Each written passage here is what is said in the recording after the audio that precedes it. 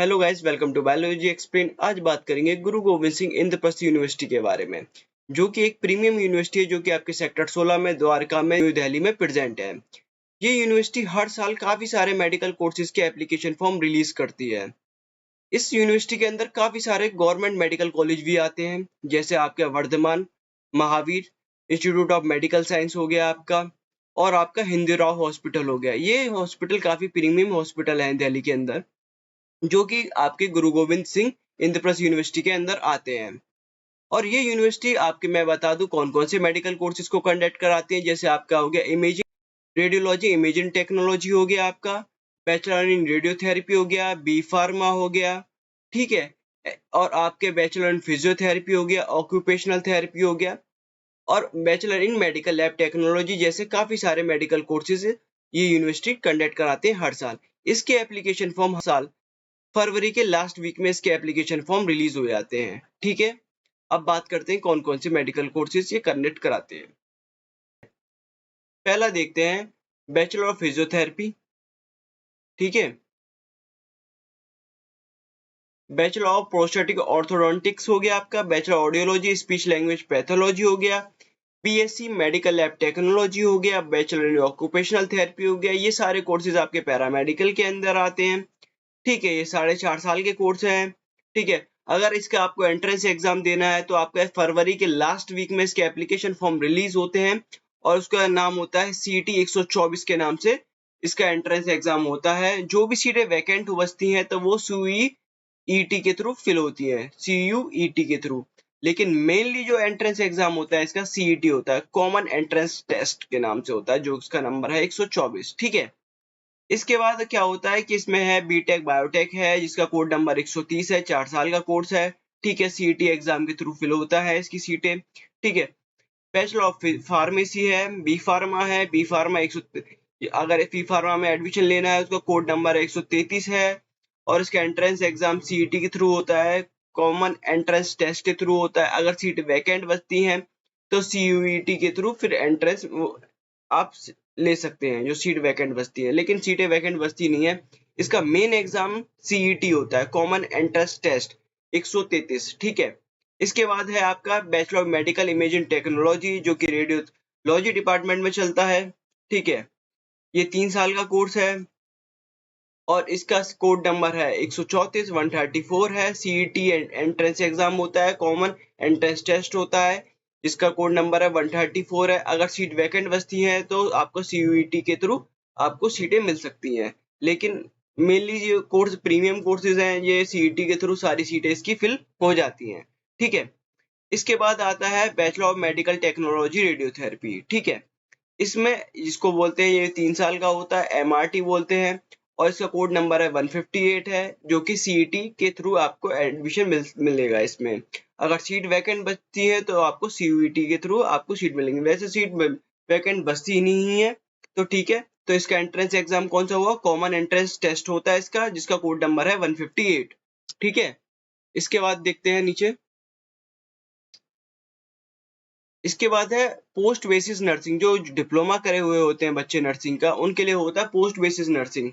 ठीक है, जो कि 2 साल का होता है, उसका सीईटी कोड नंबर है 188। ठीक है, ये सारे एंट्रेंस एग्जाम जितने भी मैं बता रहा हूँ, जितने भी मेरा पैरामेडिकल का बताया, रेडियोलॉजी का बताया, रेडियोथेरेपी का बताया, ये इंद्रप्रस्थ यूनिवर्सिटी अपना खुद सेल्फ एंट्रेंस एग्जाम कंडक्ट कराती है। ठीक है, जो कि इसका एग्जाम सेंटर दिल्ली में रहता है आपका। ठीक है, इसके बाद देखते हैं पेज नंबर 11, इनकी एलिजिबिलिटी क्राइटेरिया क्या है। अब एलिजिबिलिटी क्राइटेरिया चेक करें तो अगर हम देखें पैरामेडिकल कोर्सेज जितने भी मैंने बताया, physiotherapy, occupational therapy, bachelor audiology speech language pathology हो गया, आपके मेडिकल लैब टेक्नोलॉजी हो गई, ऑक्यूपेशनल थेरेपी हो गई, इन सब की एलिजिबिलिटी क्राइटेरिया मैं आपको बताता हूँ कि आपको 10+2 में 12th में मिनिमम 50% मार्क्स होने चाहिए फिजिक्स केमिस्ट्री बायोलॉजी में। फिजिक्स केमिस्ट्री बायोलॉजी में इसमें आपके फिजियोथेरेपी, ऑक्यूपेशनल थेरेपी, या आपका मेडिकल लैब टेक्नोलॉजी, ठीक है, इन सब में आपके 50% मार्क्स होने चाहिए, और आपके पास कोर सब्जेक्ट इंग्लिश होना चाहिए, या इलेक्टिव या फंक्शनल इंग्लिश सब्जेक्ट होना चाहिए। ठीक है, अगर हम बात करें BSLP, bachelor in audiology speech language pathology की बात करें इस वाले की, तो इसके अंदर आपको 10+2 में फिजिक्स केमिस्ट्री बायोलॉजी हो तो भी आप दे सकते हो, फिजिक्स केमिस्ट्री मैथ हो तो भी आप दे सकते हो। देखते हैं, अगर बायोलॉजी के अलावा आपके पास मैथ है या कंप्यूटर साइंस है या स्टैटिक्स है या इलेक्ट्रॉनिक्स है या साइकोलॉजी है तो भी आप दे सकते हो। अगर आपके पास फिजिक्स केमिस्ट्री बायोलॉजी है तो आप दे ही सकते हैं, अगर पीसीएम है तो भी दे सकते हैं, या उसकी जगह मैथ की जगह आपके पास कंप्यूटर साइंस है तो भी दे सकते हो, स्टैटिक्स है तो भी दे सकते हो। ठीक है, इसका मिनिमम एज क्राइटेरिया आपका आपका 25 साल से ज्यादा नहीं होने चाहिए 1 जुलाई के लिए। ठीक है, इसका एंट्रेंस एग्जाम आपको मैंने बताया, कॉमन एंट्रेंस टेस्ट होता है इसका। ठीक है, इसके बाद आया आपका बी फार्मा। बी फार्मा का एलिजिबिलिटी क्राइटेरिया क्या होना है, या आपको फिजिक्स केमिस्ट्री बायोलॉजी होनी चाहिए या फिजिक्स केमिस्ट्री मैथ होनी चाहिए, या आप मैथ के स्टूडेंट हो या बायोलॉजी के हो या दोनों के हो तो आप बी फार्मा का एंट्रेंस एग्जाम दे सकते हो जिसका सीईटी कोड 133 है। ठीक है, इसके बाद आप क्या आते हैं बीएससी मेडिकल इमेज टेक्नोलॉजी। ठीक है, ये कोर्स आपका क्या है कि आप इसमें मिनिमम, अगर आप जनरल और ओबीसी कैंडिडेट हैं, आपका 50% मार्क्स होने चाहिए फिजिक्स केमिस्ट्री बायोलॉजी में। अगर आप SC ST हैं तो आपको 45% मार्क्स होने चाहिए किसमें, फिजिक्स केमिस्ट्री बायोलॉजी में।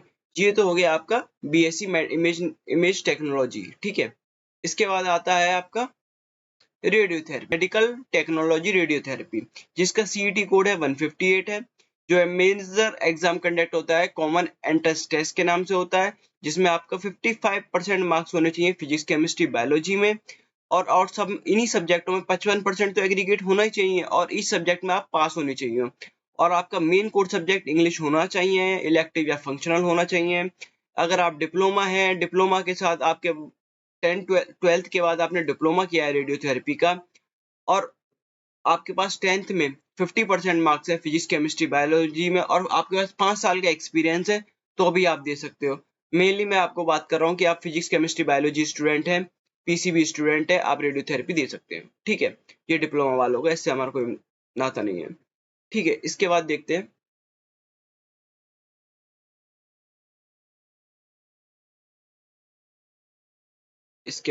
कि हमें किन किन सब्जेक्ट की तैयारी करनी चाहिए जिसके जिसके बेस पे हम इस एंट्रेंस एग्जाम को क्वालिफाइड कर सकते हैं। ठीक है, तो हमारे पास कौन कौन से सब्जेक्ट आएंगे एंट्रेंस एग्जाम के अंदर, तो हम देखते हैं कि अगर हम पैरामेडिकल का दें, फिजियोथेरेपी, ऑक्यूपेशनल थेरेपी या बैचलर ऑडियोलॉजी स्पीच पैथोलॉजी के लिए या मेडिकल लैब टेक्नोलॉजी के लिए कौन कौन से सब्जेक्ट हमारे एंट्रेंस एग्जाम में पूछे जाएंगे। अगर हम बात करें physiotherapy, occupational therapy, medical lab technology, occupational therapy, इन सब के लिए बात करें तो आपके फिजिक्स केमिस्ट्री में 25-25 होने चाहिए और बायोलॉजी में आपके 50% होना चाहिए। ठीक है, आपके एंट्रेंस एग्जाम में पूछा जाएगा। ठीक है, अगर हम बात करें बीएसएलपी का, मैंने बताया था कि आप मैथ वाले हो या बायो वाले हो दोनों आप दे सकते हो। ठीक है, अगर आपके पास फिजिक्स केमिस्ट्री में 25-25% का पूछा जाएगा, अगर बायोलॉजी में मैंने बताया 50 का पूछा जाएगा। ठीक है, या अगर बायोलॉजी का अगर आपके पास मैथ है तो आपसे 50% का पूछा जाएगा। समझिए आपको, आप 100% मानिए तो फिजिक्स केमिस्ट्री आपकी होगी 25%, बायोलॉजी होगी 50%। ठीक है, अगर आपके पास बायोलॉजी नहीं है तो मैथ है, तो मैथ वालों के लिए आपके मैथ कितनी की परसेंट होगी, 50% की होगी। ठीक है, इसके बाद आप देखते हैं बी फार्मा के लिए। बी फार्मा वालों के लिए क्या है, फिजिक्स केमिस्ट्री बायोलॉजी 25-25% और इंग्लिश और जनरल अवेयरनेस 25%। देखिए, बायोलॉजी 25%, फिजिक्स का 25%, केमिस्ट्री 25%, इंग्लिश और जनरल अवेयरनेस 25%। अब बात करते हैं बीएससी एमआईटी की, bachelor in medical imaging technology, जो कि मैंने अपने रेडियोलॉजी डिपार्टमेंट में बताया था। इसकी कितनी है, 25%, बायोलॉजी 25%, केमिस्ट्री 25%, फिजिक्स और इंग्लिश और जनरल अवेयरनेस 25%। कितना हो गया आपका, 100% हो गया सबको मिला के। तो ये आपसे पूछा जाएगा। ठीक है, एमआरटी, बीएससी एमआरटी, मैं सारे मेडिकल कोर्सेज के बारे में ही बात कर रहा हूँ, जितने भी मेडिकल कोर्सेज है मैं उन्हीं के बारे में बात कर रहा हूँ। ठीक है, उसके अलावा मैं किसी और के बारे में बात नहीं कर रहा हूँ इस वीडियो के अंदर।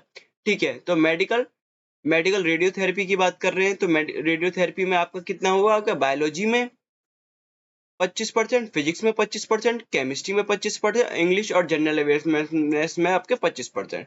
ठीक है, ये सब हो गया आपके कि आपसे एंट्रेंस एग्जाम में कैसे पूछे जाएंगे, कौन कौन से सब्जेक्ट आपसे पूछे जाएंगे, मैंने आपको सब इसके बारे में डिस्कस कर लिया। और अब बात करते हैं कि कौन कौन से मेडिकल कॉलेज इंद्रप्रस्थ यूनिवर्सिटी है, इसके अंदर काफी सारे मेडिकल कॉलेज आते हैं। तो कौन कौन से मेडिकल कॉलेज कौन कौन से कोर्सेज को कंडक्ट कराता है, ठीक है। तो अब देखते हैं।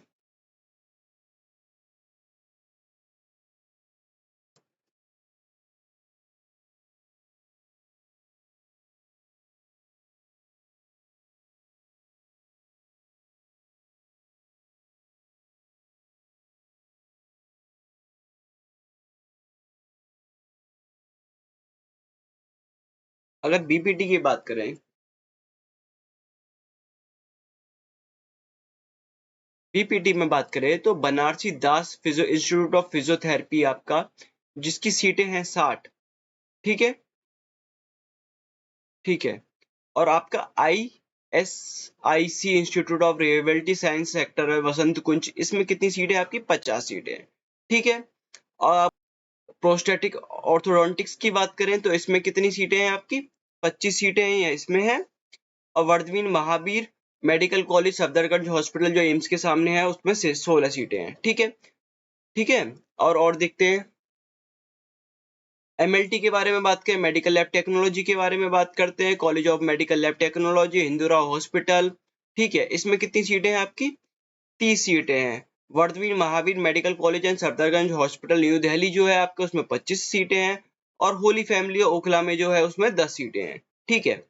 अब बात करते हैं बीएसएलपी की, bachelor bachelor audiology speech language pathology में, इसमें 25 सीटें हैं, जो कि कहाँ पर है?